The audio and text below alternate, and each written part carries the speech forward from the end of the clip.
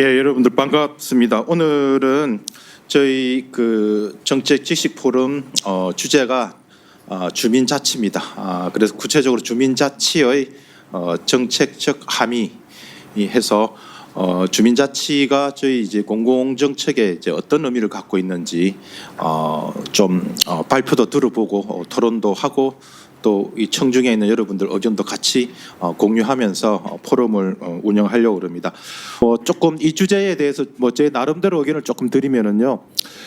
제가 보기 주민자치 이건 아까 이제 회장님도 말씀하셨는데 자치 개념이 이제 영어로는 오토노미, 셀프 가버넌스 이제 이런 의미가 있는데 그 민주주의에서 제가 보기에 일종의 그런 풀뿌리 일종의 DNA와 어떤 세포에 해당되는 것 같습니다. 그래서 이 부분이 약하면은 민주주의가 흔들리고 병듭니다. 그래서 제가 보기에도 저희 정책이나 행정도 이 풀뿌리 단위에서 이게 어떻게 구현이 되고 있는지 주로 저희는 이제 정부 입장이나 정책을 만드는 공급자 입장에서 생각을 많이 했는데 실제 그 주민자치 단위 우리 아파트 단지든 마을이든 거기서 이제 정부와 우리 민간 시장이 어떻게 운영이 되고 그게 이제 우리 공동체에 어떻게 영향을 주는지 그걸 자치의 관점에서 정부 정책을 바라보고 해석하고 또 목소리를 내고 그죠?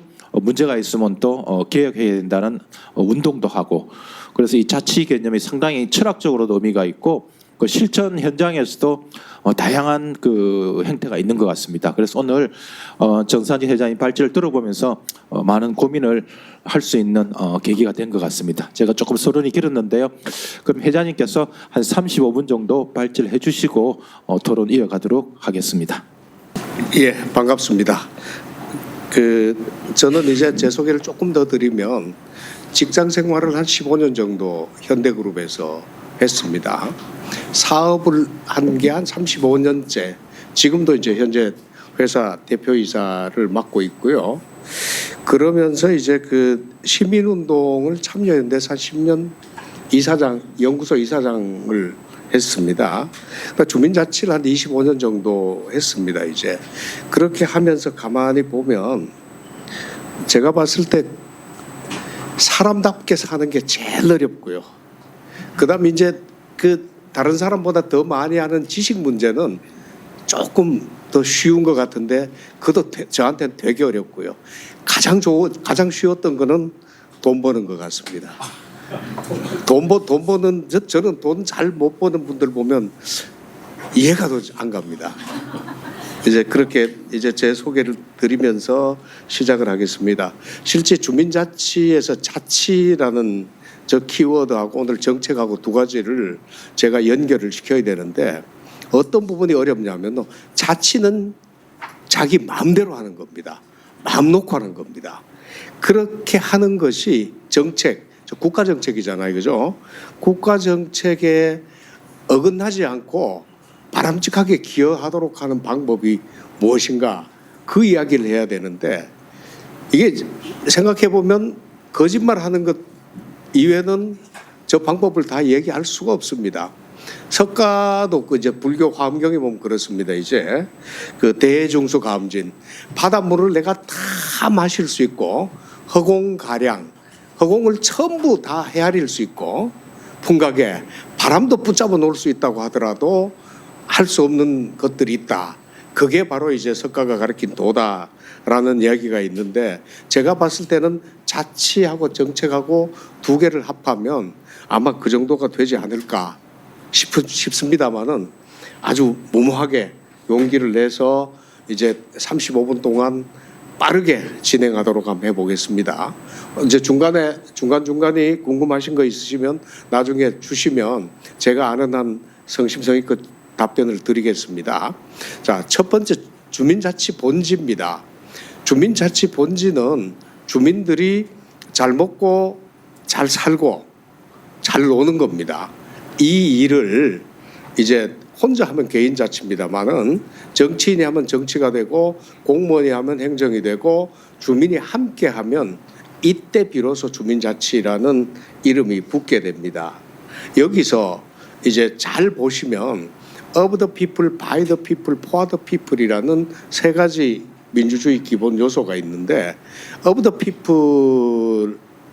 people은 어떻게 보면 이제 여기서 제일 중요한 건 좀 줄이겠습니다. by the people이 바로 자치의 가장 키워드입니다. by the people을 빼버리면 아무것도 되지 않습니다. for the people은 뭐 파퓰리즘도 하고 누구든지 다 합니다. 이때 by가 얼마나 중요한지 먼저 이제 말씀드리고 난 뒤에 다음에 이제 우리가 검토해야 될 일이 이제 공공과 자치입니다. 이제 공공이란 게 무엇이고 자치란 게 무엇이고 이 두 가지를 한번 정의를 내리고 보면 이 공공과 자치 사이에는 정치와 행정과 사회라는 이 세 가지 형태의 제도들이 있게 됩니다.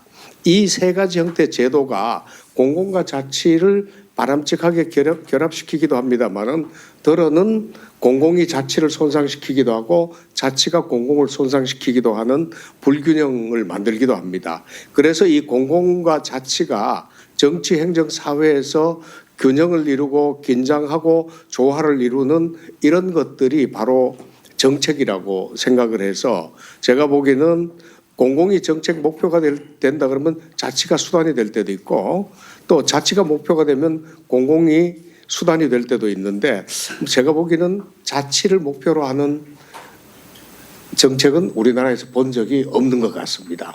한번 이제 그렇게 쭉 넘어가면서 보면 이제 주민자치와 공공의 문제입니다.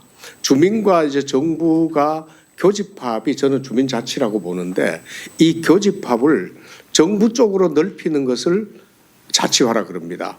이 교집합을 주민 쪽으로 넓히는 것을 이제 공공화라 그럽니다.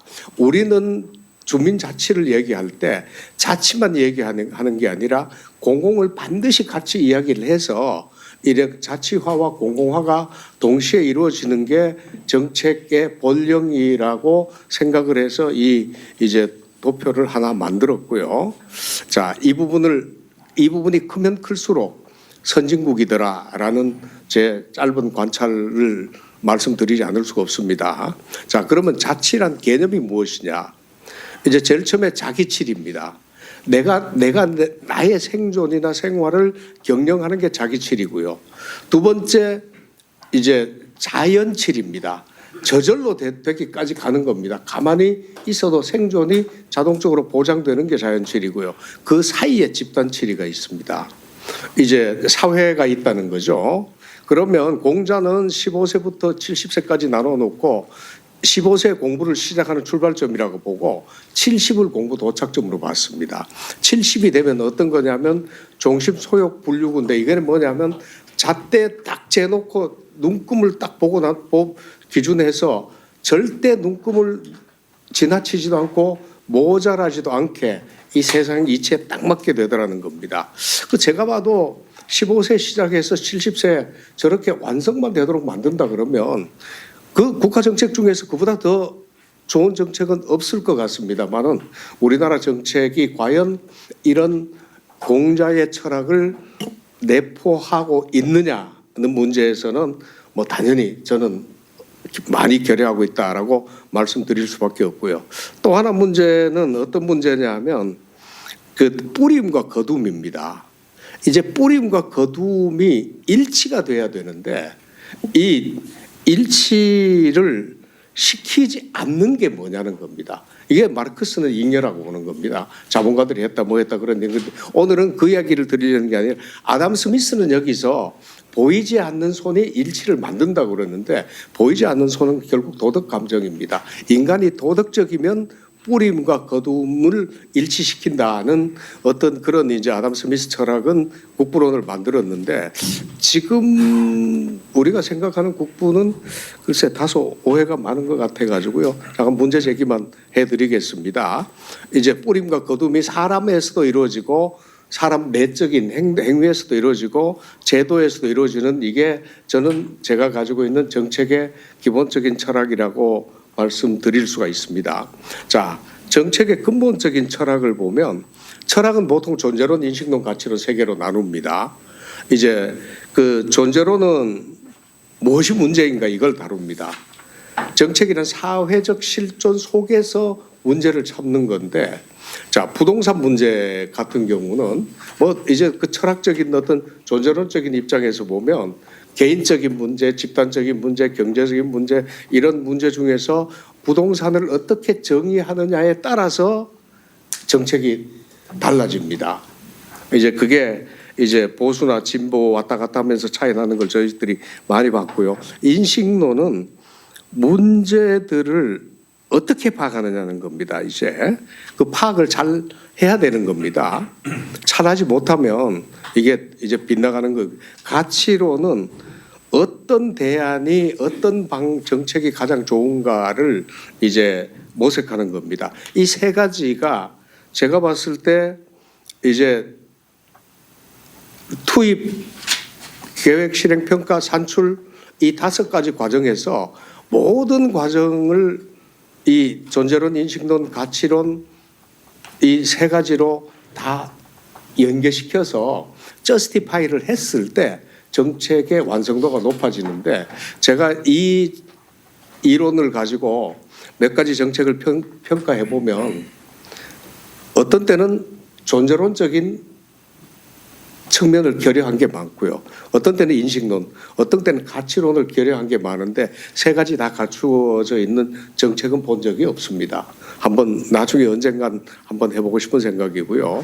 민주와 민본에서 민이 주인가 민이 본인가 이거는 중국 사회과학원의 그 박사님들하고 이제 토론을 할 때 민주 민본 문제를 제기를 했습니다.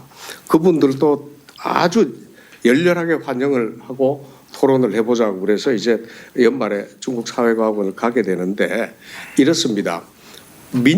본제는 이제 탑다운입니다. 이제 탑다운입니다.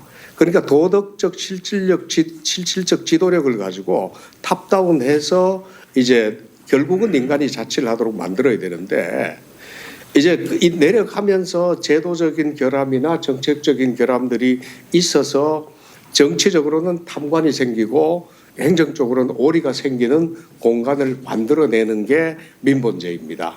또 민주제, 이제 바텀업입니다. 바텀업이지만은 이 제도도 그렇습니다. 업하면서 제도적 이제 그 제도적인 장치나 이런 것들이 미비해서 역시 탐관오리가 생기고요. 국가 차원에서 이제 자치가 아니라 통치라는 개념이 자리 잡게 만들어 줍니다. 자, 이때 이제 민주는 절차적 형식적 정당성만 주로 이제 근거를 두고 있거든요. 이게 지금 초래하는 부작용이 지금 우리가 아마 목격을 하고 있는 현실일 겁니다. 자, 이렇게 놓고 봤을 때 이 2개를 합하면 어떻게 되느냐. 탑다운 요소하고 바텀업 요소를 2개를 합하면 이게 탐관오리 영역이 많이 줄어들게 되죠. 그죠? 자, 이 줄어든 영역을 가만두는 게 아니라 제도로서 민주와 민본이 긴장하고 대립해서 현실적인 문제에 관해서 적절한 최적의 대안을 낼 수 있도록 만들면 이게 가장 좋지 않을까. 이제 이 이야기를 했더니만 중국 사회학자들이 이제 새로운 AI 시대가 오면 이런 것들이 상당히 유효할 것 같다. 이제 민주 민본은 과거형이 될 것 같다라는 이야기를 했는데 제가 봐도 이 부분이 정치적으로 이제 보완되기보다는 이 정책적으로 먼저 앞서야 될 것 같다는 생각이 들어서 그렸습니다. 자, 아이고 잘못 넘어갔네요. 자, 한국은 그럼 어떠냐? 근린이라고 하는 오른쪽 밑에 보면 근린이 있습니다. 근린을 아예 정치적으로 사회적으로 없애버렸습니다. 그러니까 우리는 지방에서 시작해서 바텀업 되다 보니까 우리나라 정책은 중간에 조금밖에 없다는 겁니다. 자, 이런 것들을 한번 나중에 뭐 시간 남으면 언제 설명드리기로 하고요. 자, 그러면 국가와 지방과 근린의 관계를 대학이라는 경전에서 살펴보면 이제 가운데 초록빛이 가가 돼 있고요. 그 주변을 국이 에워싸고 있고 그 주변을 다시 천하가 에워싸고 있습니다. 이게 이제 제가 보면 근린 이제 지방 국가 이런 걸로 보면 되는데 이제 걸린 국가 속의 지방 속의 국가입니다. 아마 우리나라 제도가 이렇게 되어 있습니다. 왜냐하면 지방자치단체 조례는 법령에 정한 범위를 벗어나지 못한다는 게 이 시스템이에요. 이게 바람직하냐는 겁니다. 제가 봤을 때 이게 이제 지방 국가가 가치론적 위에 있는 거예요. 지방보다가. 걸림보다 위에 있는 겁니다. 이게 상당히 폭력적인 구도거든요. 이제 이런 이제 가치론적 선차성을 주장하고 절차적 인과를 또 만들어 놓고 그러니까 상호작용하는 걸 소거해버리고 이제 그러다니까 고의성이 없애버립니다. 지방은 말만 잘 들으면 되지. 네가 뭐 할 게 뭐 있냐 이런 식으로 이제 이제 행안부 장관이 시장군수 구청장한테 하는 거나 같습니다. 이게 이제 유교의 이제 이론입니다. 그러다 보니까 유교는 어떤 이론이냐면 하늘은 모든 진리를 다 가지고 있고 그 진리를 인간이 소화해서 이 땅에 있는 공간인 이제 가나 국을 다스리는 게 이 구도입니다. 그러니까 하늘에 있는 이치를 인간이 얼마나 소화했느냐 여부를 가지고 이제 다스리는 정치적인 행정적인 지위를 부여하는 게 또 이제 이 대학의 철학입니다. 근데 지금 이 대학 철학에 우리가 충실한가요? 행정고시나 이런 고시가 하늘의 원리를 다 품수했는가를 측정하나요? 아니죠, 그죠? 그냥 암기 지식이죠, 그죠? 이런 면에서 저는 좀 한번 생각해 볼 것도 있다. 그다음 이제 여기서 이제 신민이냐 친민이냐 이 문제인데 이제 이걸 가지고 이제 주자와 왕陽명이 한참 싸우게 되는데 원래는 주자가 신민으로 했습니다. 사람을 바꾸면 이 세상에 안 될 일이 아무것도 없다고 보는 겁니다. 자, 그렇게 해서 이제 백성을 아는 사람들이 가리키자는 게 주자의 이야기고요. 그렇게 주자 이야기 대신에 그게 아니라 친민, 사람들 백성을 위하면 저절로 된다는 겁니다. 이런 이제 그 두 가지인데 이제 주희는 위로부터 도덕적 교화를 중시하게 했고 이제 왕陽명은 그냥 밑에 편안하게 두면 저절로 성장을 할 거라고 보는 겁니다. 지금 한국의 행정이 정책이 어느 체계일까요? 저는 주의 체계라고 봅니다. 주지주의적인 능력주의적인 체계인데 이런 것들을 나중에 한번 좀 살펴봤으면 좋겠다. 이제 이런 얘기고요. 이제 그냥 오늘 문제 제기만 하는 겁니다. 그럼 조선의 근린이라고 하는 문제를 가지고 살펴보면 나중에 뭐 시간 나면 드리겠습니다만은 이제 여기 나온 대로 국령, 고평동계, 보은양약, 불문율 이렇게 쭉 나오는데 이제 저렇습니다. 양반하고 상민하고 섞어 놓으면 반드시 양반이 상민을 지배하고 맙니다. 그러니까 상민들을 상민답게 살려고 한다면 양반하고 상민이 분리되는 게 필요합니다. 이제 분리시키는데 양반이 양심적으로 분리해라 그러면 분리 안 됩니다. 제도적으로 분리를 시켜버려야 됩니다. 우리도 국가와 지방이 있을 때 지방하고 가만 놔두고 위에 정부가 국가가 정신 차려가지고 윤리적으로 지방을 간섭 안 하게 되면 최고입니다만은 절대 그렇게 되지는 않습니다. 이게 이제 조선 328년 경험이 있었습니다. 이걸 못 살리고 있다는 거고요. 그래서 1895년에 육일준이 반상차별하는 저 대중소회라는 향회를 만드는데 저거 실시 못했습니다. 일제가 그냥 저기 저 총독부 설치하면서 없어져 버렸습니다. 여기서 보면 이제 규하고 약이라는 말이 있는데 규는 탑다운입니다. 약은 수평적으로 만드는 겁니다. 그러면 규는 힘 있는 사람이나 많이 아는 사람이 더 모르는 사람이나 힘없는 사람들을 규율하는 거고 바람직하게 한다고 합니다.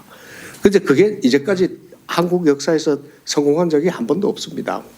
나중에 끄트머리는 이기심으로 갑니다.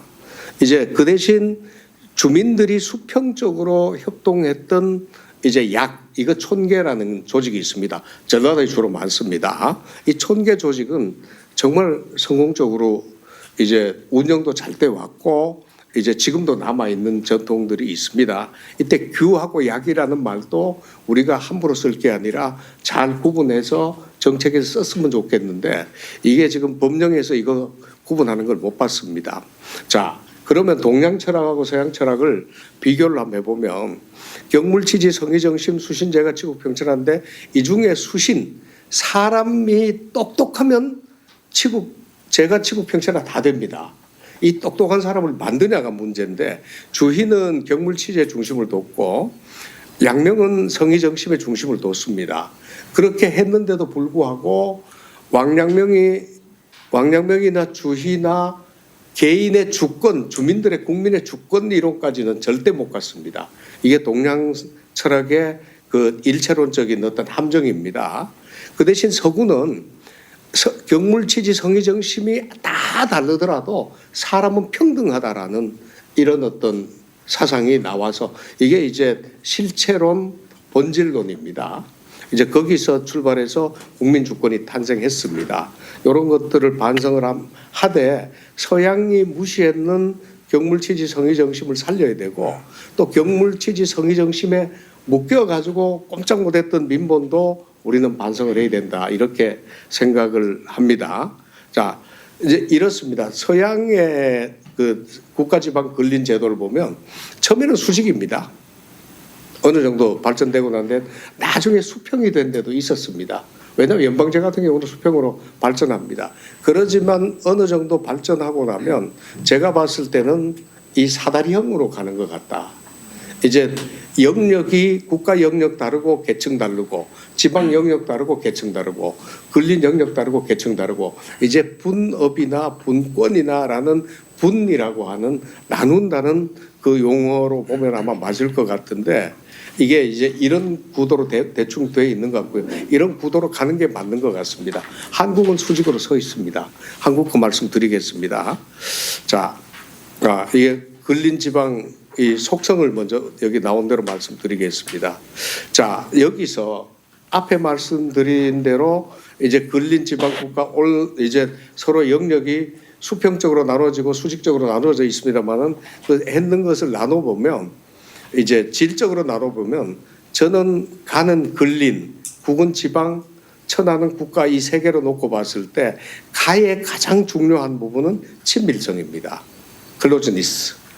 국의 가장 중요한 것은 공동성입니다. 천하의 가장 중요한 것은 국가입니다.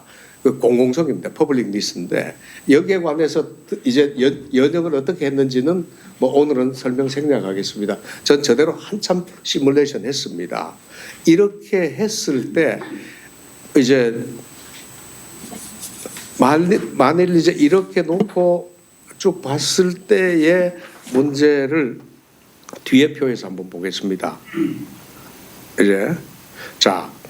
이제 친밀성, 공동성, 공공성을 놓고 위에 보면 자발적으로 결속적 자본, 위에 보면 이제 순환 가교적 자본, 신뢰 연계적 자본, 포트남 이론 그냥 옮겨놨습니다. 이렇게 된다고 보고 친밀성이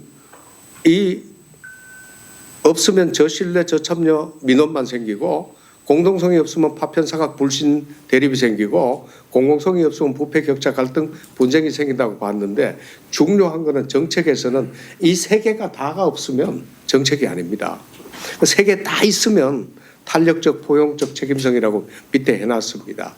그렇지만 이 전체 나를 살리는 것은 이론적으로 가능합니다만은 저도 직원이 한 4,000명 되는 회사를 경영하면서 보면 이 세 개 다 살릴 수 있는 방법은 없습니다.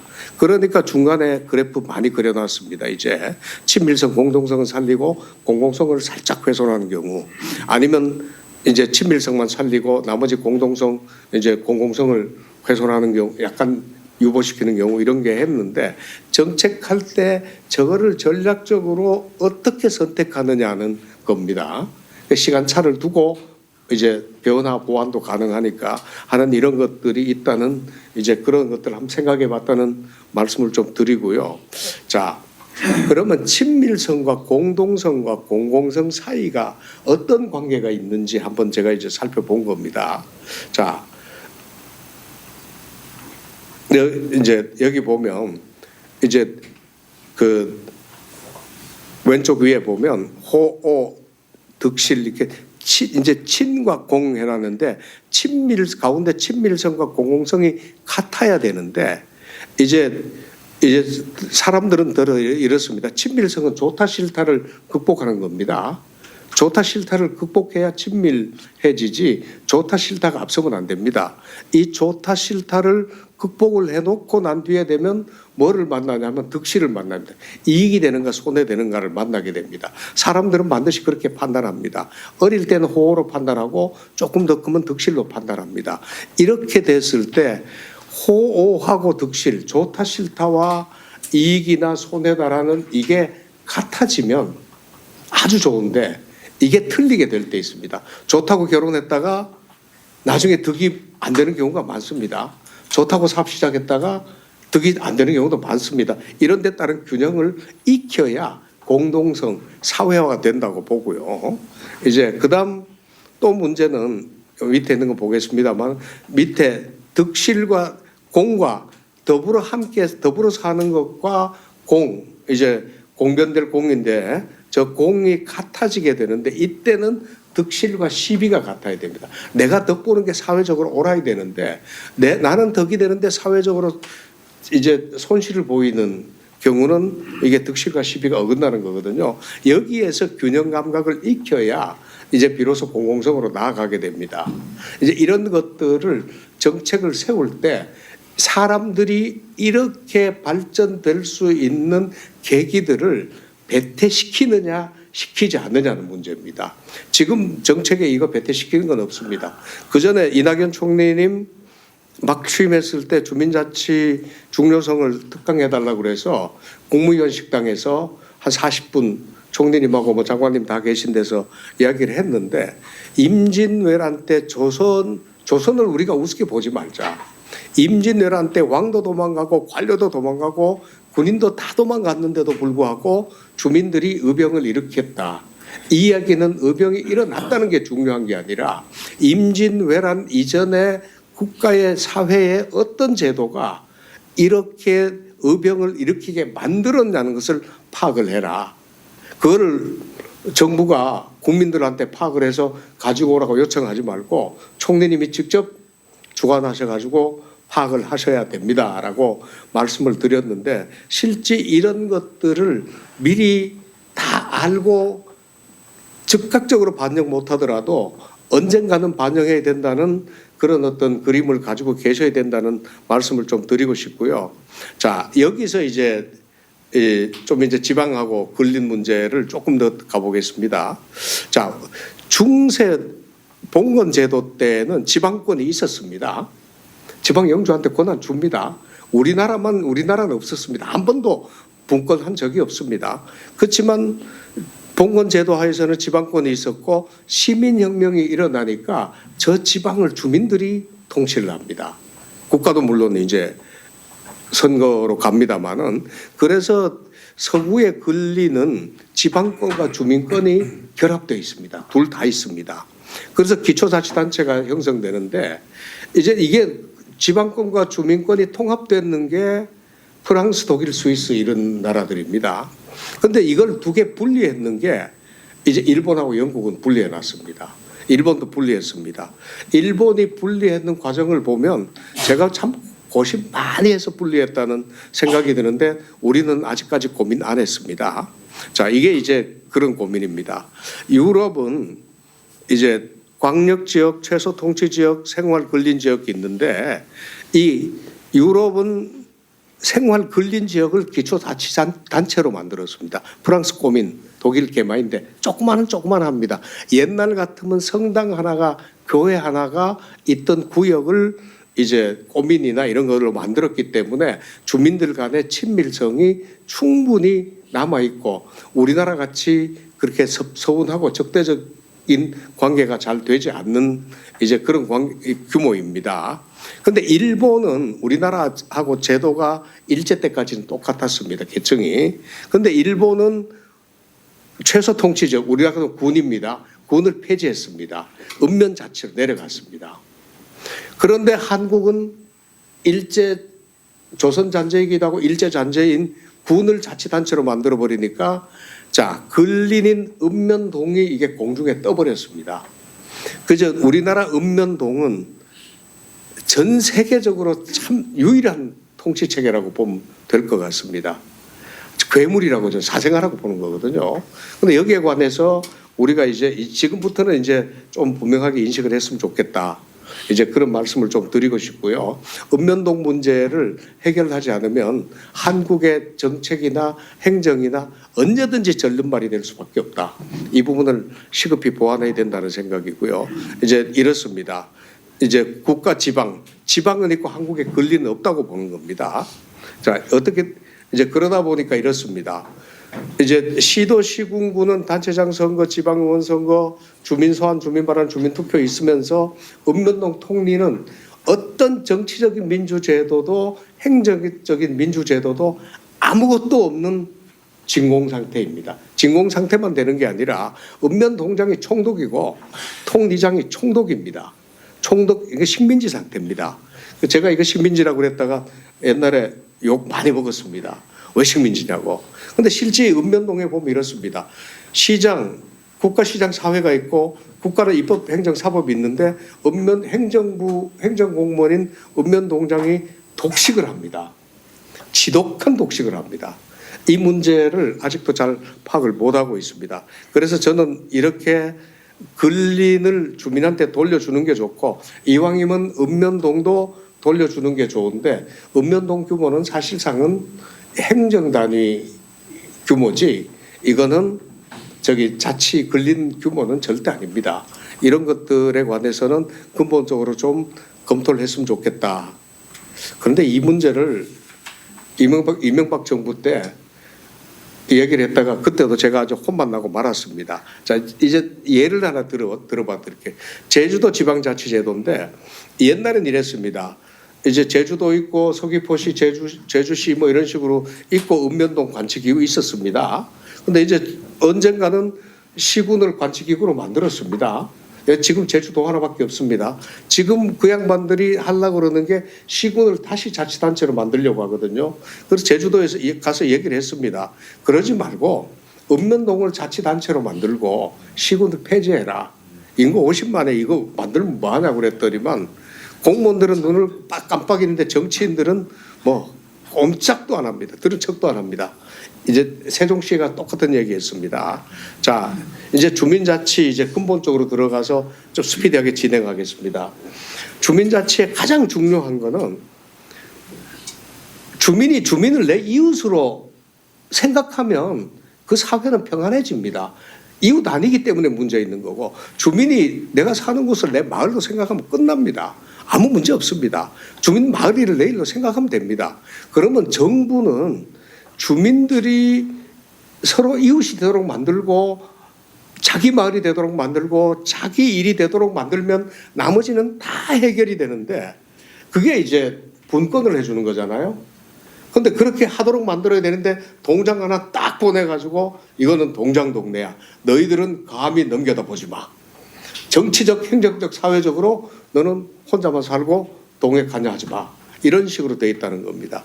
그래서 이제 이 분권을 어떻게 해야 되느냐고 봤을 때 저는 주민성, 마을성, 자치성 이 세 가지를 이제 살려야 된다고 보고 이제 주민들이 주민들이 주민성을 가지려면 연대를 해야 되고요.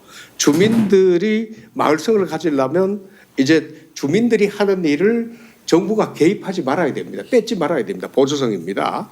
주민들이 내일로 생각해서 공공성을 구현할 수 있도록 하려 그러면 공동선 모든 자기 최선을 다하도록 하면 되지 거기다가 뭔가 강제를 하면 안 됩니다. 그래서 저는 이 9가지 원리를 만들었습니다. 만들어서 이제 뭐 어떻게 이제 매트릭스를 만들었는데 이거는 나중에 틈날 때 한번 보시고요. 이제 오늘 베트남 이것도 이제 마찬가지입니다. 이렇게 했던 거 나중에 틈날 때 한번 보시고요. 여기서 이제 꼭 드리고 싶은 말씀이 친밀성이 이제 이 공간적으로 넓어지면 사회화가 되면 공동이 되고요. 이 공동이 이제 개인 속에 있는 덕성이 좀 넓어진다 그러면 이제 도덕화가 되는 겁니다. 그러니까 도덕화와 사회화를 동시에 추구해야 바람직한 공공성이 형성되지, 여기서 사회화 빼도 안 되고 도덕화 빼도 안 되는데 지금은 사회화도 도덕화도 한국의 정책에는 없다. 뭐 저는 다른 말씀드립니다. 그래서 주민자치 제도를 제가 평가하면서 개인적으로는 자발자주 자율, 이제 공간적으로는 마을 주민자치성, 그다음에 이제 주민자치회의 조직 원리로는 연대보조 공동선 이렇게 놓고 맨 밑에 보면 그냥 가만히 두는 거를 0점이라고 보고요. 못하게 방해하는 것을 마이너스 100점까지 두고 잘 되도록 하는 걸 플러스 100점까지 두고 봤습니다. 이 기준으로 주민자치 조례들을 평가를 했습니다. 자, 주민자치 시범실시 표준조례 행안부가 만든 겁니다. 했더니만 마이너스 36.91이 나왔습니다. 하면 할수록 망하게 되는 거지 절대로 잘 될 일이 없다. 이거 발표했다가 제가 혼 많이 났습니다.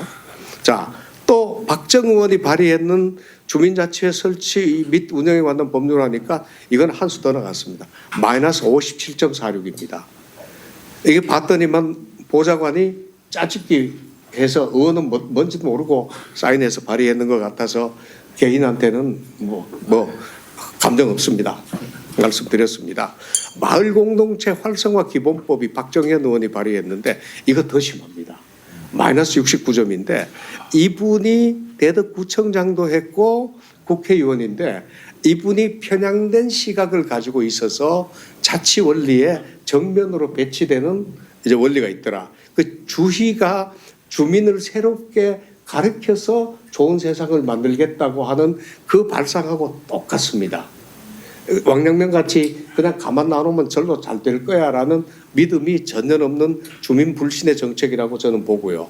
자, 근데 김두관 의원이 발의했던 주민자치회 설립 및 운영에 관한 법률안은 플러스 41.58입니다.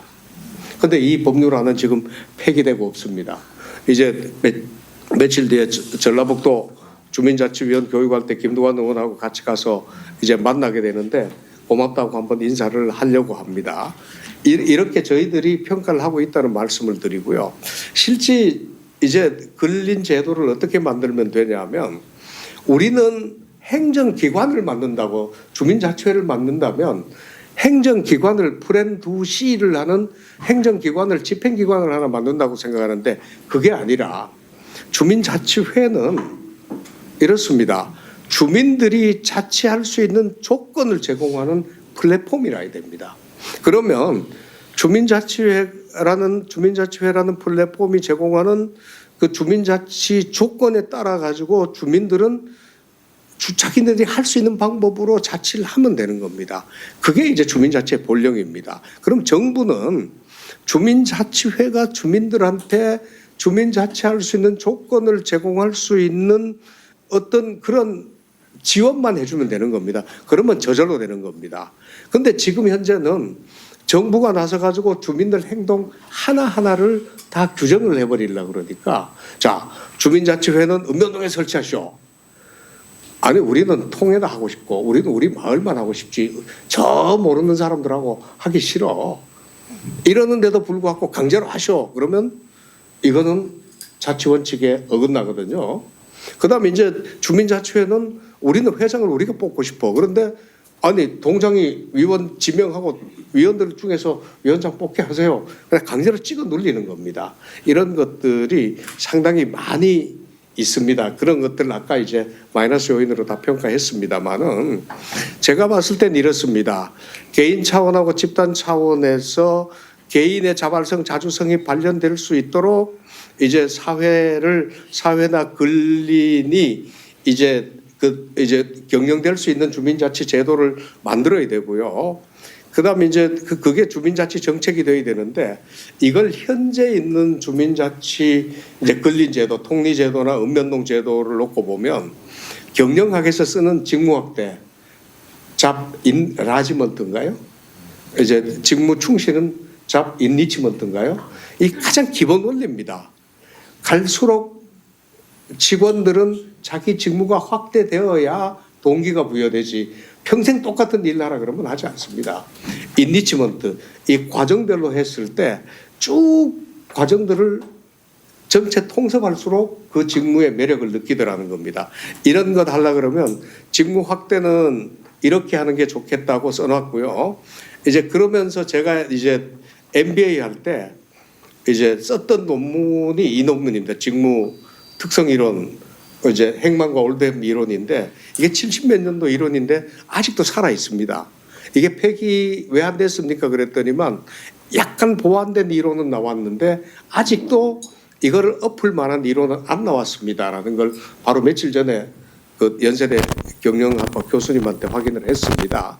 자, 이게 이 이론의 얘기는 뭐냐면 이렇게만 하면 사람은 일이 재밌어 가지고 일을 한다.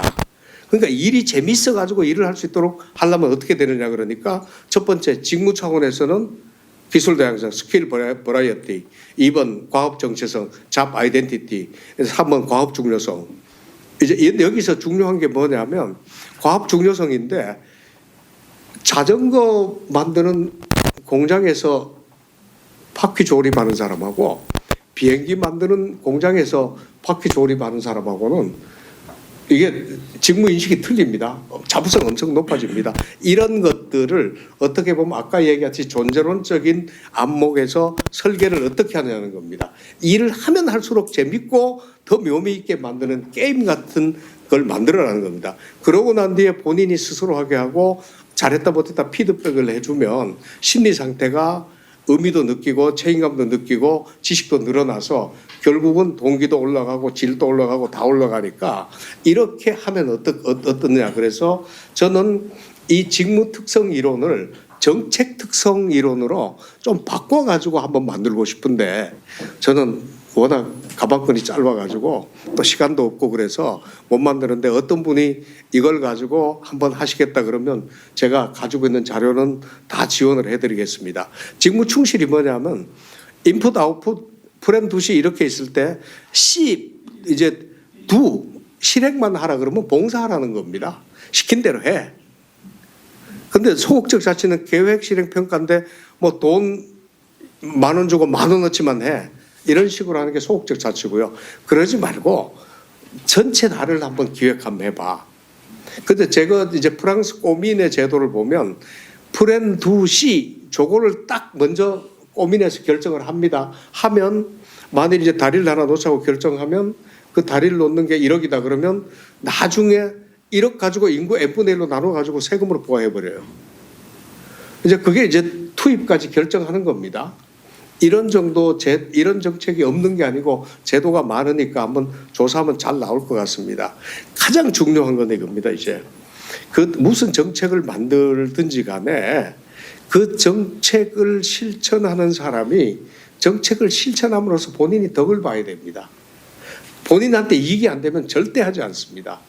그러니까 사람들이 가격을 지불한다는 것은 그 지불하고 얻는 가치가 가격보다 크기 때문에 하는 것 같습니다. 이제 자 이런 게 있습니다. 여기 소비자 이익이란 것은 내가 사온 가격하고 파는 가격 봤을 때 이익이 남아야 되고요. 생산자 이익은 내가 생산한 원가보다가 내가 파는 가격이 높아야 됩니다. 자, 이 세 가지 이제 이익을 정책이나 제도가 포함하고 있다 그러면 그 정책은 성공 안 할 수가 없습니다. 했던 것 중에 하나가 제가 보니까 가장 잘 됐던 게 새마을 운동은 가성비가 되게 높게 됐는 게 이걸로 분석하면 유의미한 결론이 나옵니다. 우리 가치론적으로는 다시 뭐 평가하더라도 이런 정책 부등식에서는 성립되더라는 겁니다. 아무쪼록 이제 이래서 이 문제를 제가 이제 하려고 하는 게 아파트 문제입니다. 개인의 주거 공간으로는 성공했습니다. 주택 보급률을 늘렸습니다. 그렇지만 지역 사회 공간으로는 사회적 접촉도 없어지고 이웃 개념도 없어지고 공동체 의식도 없어지고 다 없어졌으니까 이 아파트를 어떻게 해서 친밀성도 만들고 공동성도 만들고 공공성을 만들까 이거를 아파트 연구하는 아파트 관련되는 단체들한테 내가 돈을 1억을 갖다 놓을 테니까 우리가 이거 한번 할까요? 그랬더니만 이 양반들이 1억은 탐나는데 성공하는 정책을 만든 데는 제가 좀 주저합니다라는 이야기가 있었습니다. 자, 이렇게 저는 이제 상상력이 풍부한 사람이라 이렇게 터무니없는 상상력을 오늘 그냥 마음 놓고 말씀드리는 것으로 발표를 마치겠습니다. 고맙습니다. 예, 전상직 회장님께서 주민자치의 어떤 그 사상적 배경을 굉장히 이제 간결하면서도 자세하게 잘해 주셨습니다. 그래서 뭐 자치 공간이 뭐고 이 정체성이 무엇이어야 되는지 이런 부분에 대해서 저희가 많이 고민해 볼 수 있는 그런 자리가 된 것 같고, 기존에 이제 주민자치 관련된 그 법령의 그 문제점, 이게 이제 주민자치의 어떤 그런 진정한 주민자치 관점에서 봤을 때 아까 김두관 의원님 법률안 폐기가 됐다는 기존에 있는 법률안이 굉장히 그런 그 악영향을 줄 수 있는 어떤 그런 속성을 갖고 있다, 이런 것도 잘 깨우쳐 주셨습니다. 우리 강영주 박사님부터 좀. 저는 행안부에서 주민자치회 활성화 방안이라는 정책 연구 과제를 지금 수행하고 있습니다.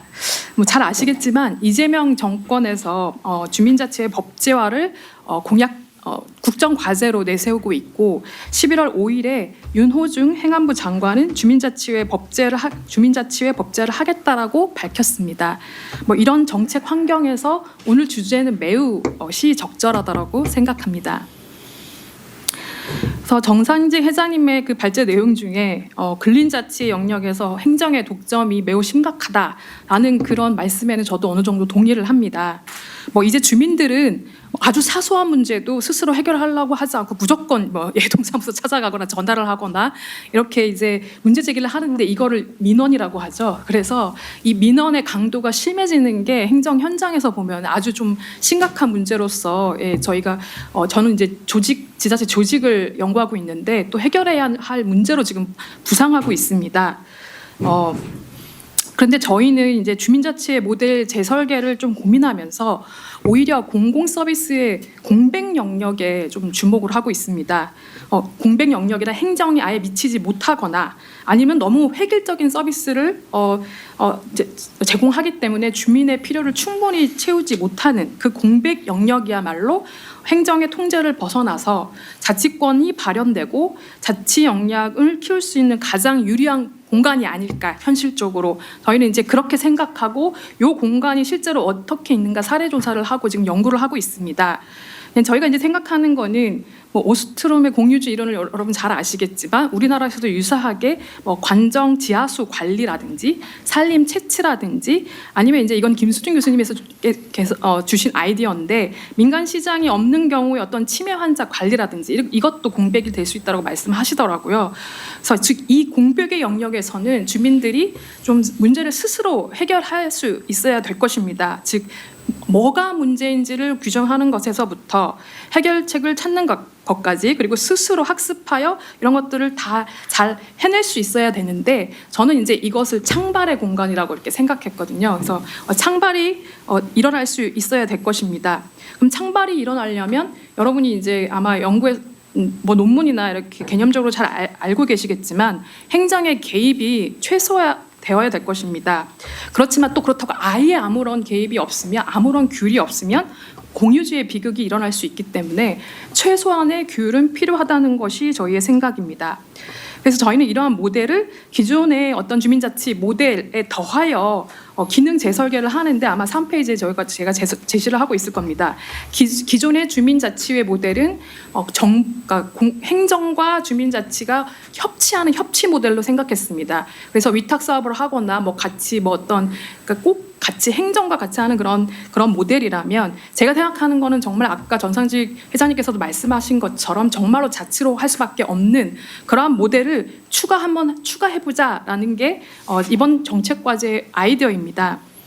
그 3페이지에 이제 기능 모델을 이거는 제가 한 땀 한 땀 전문가들을 찾아다니면서 만든 거고, 지금 이제 정책 과제에 지금 원고에 있는데 아직 그 정책 과제가 발간이 안 된 상황이라 여러분께 최초로 공개드리는 것이고, 이게 혹시 그 정책 과제가 비공개가 될 수 있음에도 불구하고 제가 이걸 공개하는 것은 혼나더라도 행안부한테 혼나더라도 이거를 공개를 해서 같이 논의를 해보면 좋겠다라는 그런 바람으로 제가 이거를 공개하고 있습니다.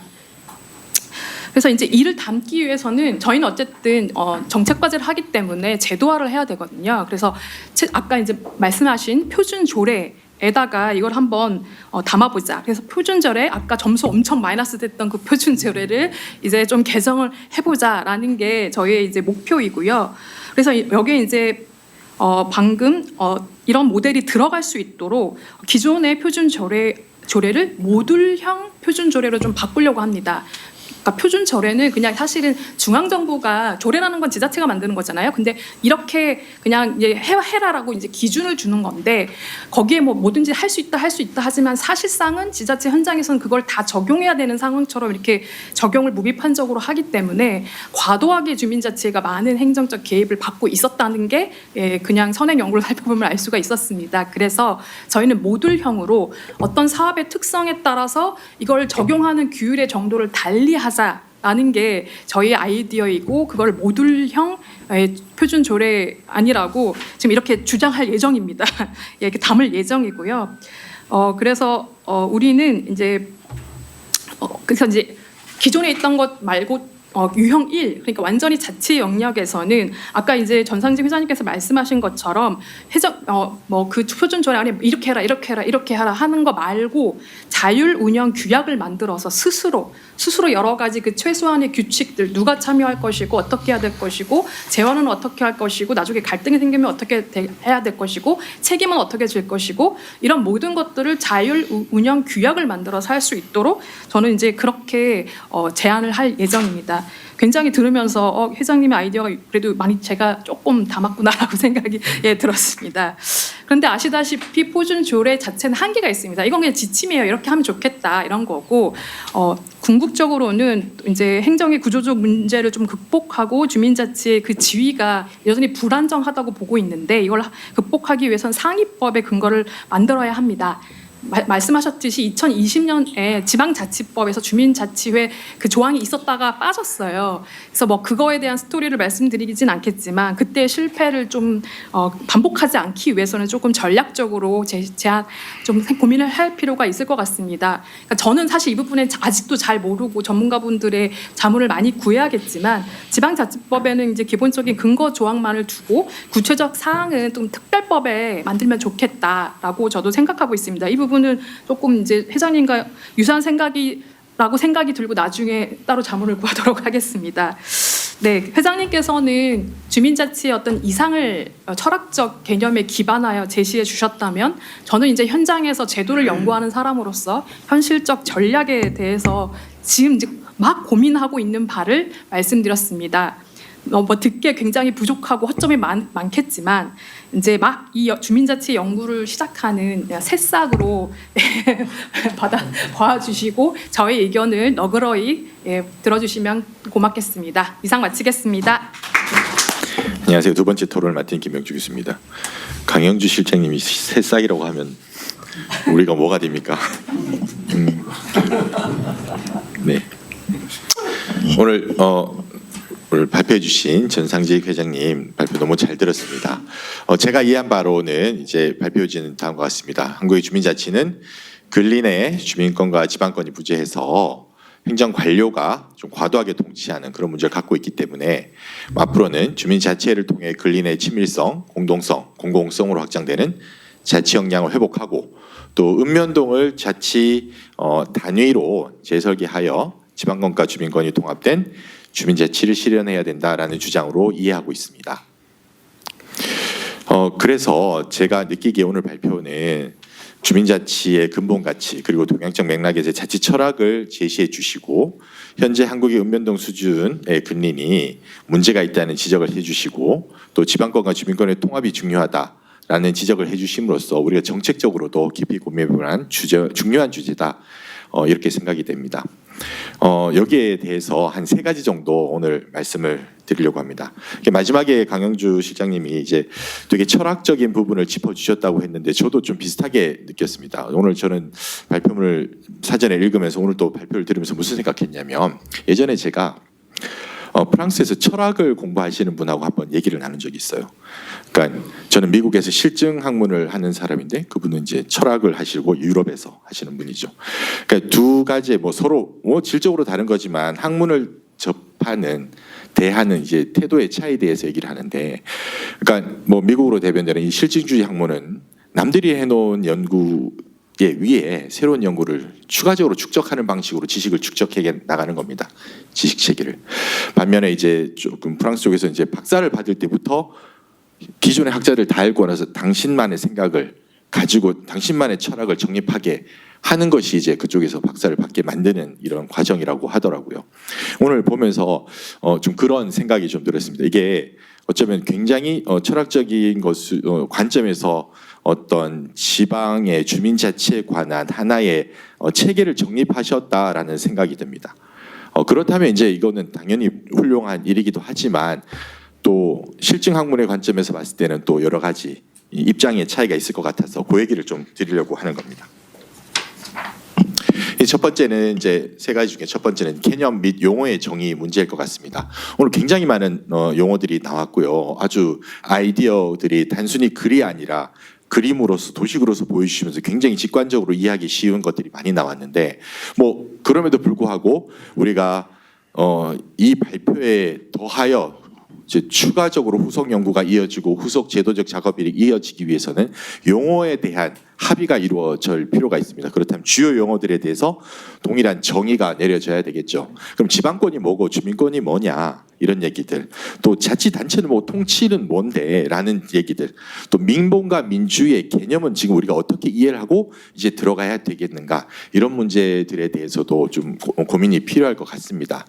뭐 특히 이제 지금 동양과 서양, 과거 제도와 현재, 퍼트넴까지, 그리고 뭐 조직 행태 이론까지 굉장히 많은 이론들을 아우러 주심으로써 시공간을 초월해서 각 세대의 주요한 아이디어를 하나로 뭉쳤기 때문에, 그렇다면 여기서는 어떤 분석 단위에 혹은 이 세상을 바라보는 관점의 단위에 문제가 있을 수가 있습니다. 그러니까 민본은 백성을 기반으로 하는 것이고 그건 통치자가 위에 있는 방식인 거고, 민주는 현대 민주주의 사회 체계인 거고, 이거를 병렬적으로 이해하다 보면 우리가 혼란이 있을 수 있으니 이런 앞으로 우리가 주민자치를 좀 더 이론적으로 학술적으로 그리고 이제 나아가 제도적으로 우리가 안착시키기 위해서는 이런 용어들, 개념들에 대한 어떤 공통 이해가 필요하겠다가 첫 번째고요.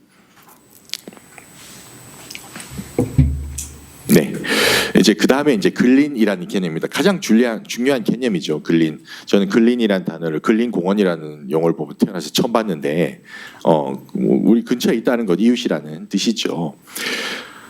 그런데 이제 이 현대 사회에서 근린이라는 걸 생각해 봐야 될 것 같습니다. 오늘 발표를 계속 이제 들으면서 우리가 대전제는 뭐냐면 물리적 공간입니다. 현재로서는. 그런데 현대 사회에서 특히 서울 같은 대도시에서 근린이 어느 정도의 의미가 있을까요? 여러분들 한 근린에서 2년 이상 사시나요? 이런 문제가 발생합니다. 그렇다면 현대 사회에서 근린을 좀 정확히 좀 개념 정의를 할 필요가 있겠다라는 생각이 드는 겁니다.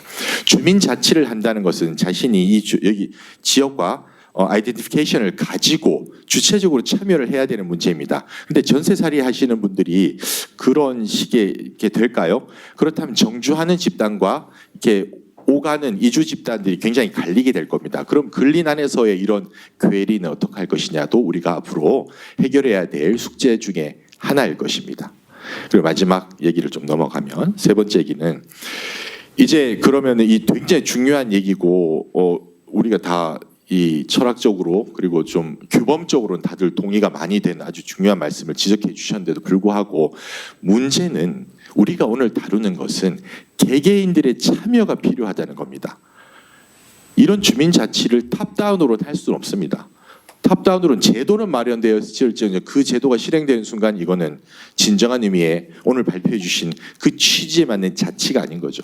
그렇다면 이건 바텀업으로 요구가 나와야 되는 겁니다. 그게 풀뿌리인 거고요.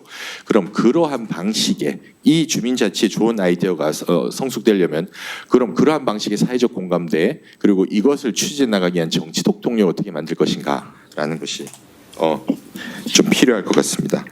그리고 이제 마지막 하나 오늘 추가적으로 말씀을 좀 들으면서 생각이 난 거였는데 뭐였냐면은 이게 자치라는 거는 계속 이렇게 바텀업이고 분권의 관점이지 않습니까? 그럼에도 불구하고 우리는 계속 어떤 관점이 있는 것 같습니다. 우리 현대사회 우리 모두가 여전히 수신제가 치국평천하라는 관점은 결국 큰 국가라는 것이고 그 안에 그 대 속에 속아 있다는 동양적 관점이 묻어 있는 것이 하나가 있고 또 뒷부분에서 발표해 주셨을 때 계속 저는 어떤 것이 좀 보였냐면은 그러면 이 주민자치를 잘해 나가기 위한 어떠한 어떤 제언들을 해주셨어요. 그 주체들이 계속 공무원들이더라고요. 그래서 공무원이 아닌 주민들이 할 수 있는 일도 우리가 앞으로 좀 고민을 하면 더욱 좋겠다. 여기까지 말씀드리겠습니다. 이상입니다. 감사합니다. 시간이 많이 지났긴 했는데요. 여러분들 뭐 하여튼 오늘 그 자치의 의미를 저희도 아마 좀 고민을 해봐야 될 것 같습니다. 기본적으로 저희가 태어나서 죽을 때까지 이제 시간, 돈, 지식 이 세 가지 이제 종속이 됩니다. 지금 자치 문제도 수도권이나 뉴욕의 맨해튼 지역을 보면은 다들 시간, 돈, 지식이 모자라서 허덕허덕합니다. 지금 한 700명 저희 수도권만 보더라도 한 500만, 그다음에 직장 다니는 사람들 한 500만. 그러니까 뭐 자영업하고 직장 다니다 보면 자취할 시간도 공간도 여유가 없습니다. 그게 현실인데 뭐 거기서 어떻게 우리가 이제 스스로 우리가 태어나서 뭐 인간 그 존재의 이유, 내가 인간답게 왜 살아가느냐 이런 성찰을 할 수 있어야 되거든요. 그게 이제 되면 자치 공간이 만들어질 수 있는데 저도 지금 1시부터 수업이 이미 시작되고 있고 여러분도 지금 뒤에 약속이 있고 그런 뭐 제도나 룰 때문에 저희가 바빠서 아무것도 못해요. 그게 뭐 좋을 수도 있고 나쁠 수도 있고 상황이 지금 그렇습니다. 지금 참 안타깝기도 하고 이런 이제 그러니까 제가 훌륭한 통치자면은 사람들을 바쁘게 하고 예를 들면 우리가 주 5일째 근무가 아니라 6일째 근무하고 하루 더 근무하면 성과가 20% 더 주고 이렇게 바쁘게 돌리면은 통치하기가 좋아요. 뭐 자치할 시간이 없기 때문에 우리 지금 삶이 그래요 지금. 그러니까 뭐 그런 성찰이나 고민이 없으면은 그냥 이 현대 사회의 조직이나 직장이나 우리가 만들어 놓은 제도에 뭐 끊임없이 활용되다가 그냥 죽는 것 같아요. 좀 그런 생각이 듭니다. 오늘 저도 뭐 수업 10분 넣는다고 이야기는 했는데 그런 룰이나 제도나 약속 이런 게 너무 많아요. 그러다 보니까 조금 여유가 없는 것도 있습니다. 참 쉽지는 않아요. 그러다 보니까 대부분 이제 보통 해외도 보면은 시간 여유가 있는 보통 이제 한 5시, 6시 퇴근해가지고 그때부터 마을 일을 논의하고 같이 모여서 자치를 하고 뭐 휴일날 또 모여서 하고 평일날은 직장 가거나 돈 벌어야 되니까 그게 이제 현대 자본주의 사회의 삶인데 어쨌든 이런 근본적인 한계가 있는 것 같습니다. 또 아까 수도권이나 맨해튼처럼 그런 이동이나 다이나믹 그런 그 상태가 워낙 또 크기 때문에 이 자치의 의미가 그런 상황에서 어떤 의미가 있는지 조금 철학적으로 고민도 해보고 실제 우리 그 표준 조례라든지 이런 제도를 가지고 오늘도 회장님께서 여러 가지 문제점을 지적해 주셨는데 한번 저희도 바쁘고 힘들지만은 이제 많은 고민을 해보고 디지털 플랫폼 과정에 오신 분들도 뭐 수업 듣고 이렇게 왔다 갔다 하다 보니까 너무 거기 또 매여 있잖아요, 그죠? 좀 편하게 해야 되는데 참 뭐 쉽지는 않습니다. 제가 넋두리 비슷하게 좀 했는데 오늘 어쨌든 그 자치의 의미 또 주민 자치의 의미 뭐 이런 걸 저희 이제 정책, 행정 또 정부와 시민 또 우리 풀뿌리 민주주의 관점에서 여러 가지 사상적 토대와 또 고민할 거리 또 기존의 여러 가지 제도점 뭐 이런 거를 성찰할 기회를 우리 주셨습니다. 그래서 오늘 발제하신 전상직 회장님 또 두 분 토론자께 큰 박수 좀 부탁드립니다. 예.